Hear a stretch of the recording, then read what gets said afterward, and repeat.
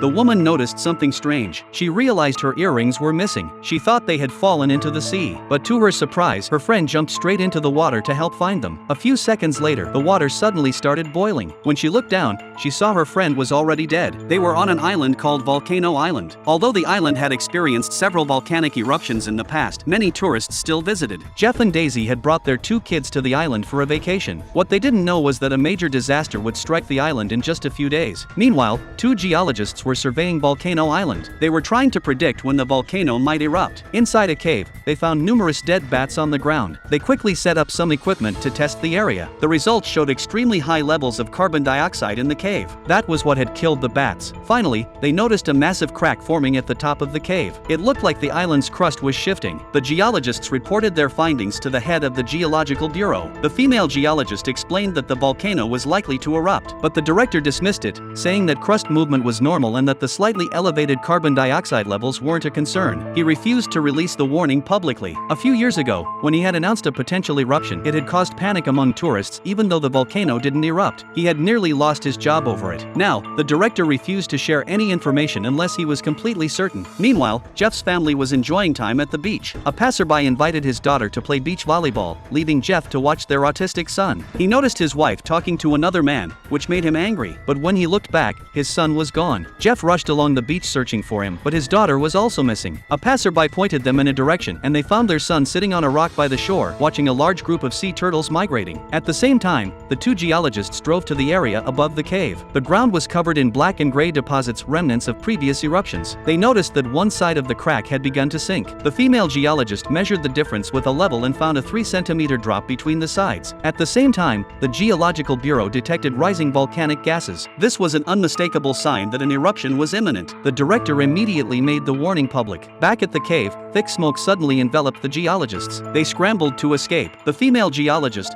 blinded by the smoke, fell to the ground. And now, with the volcano about to erupt, did she still have a chance to survive?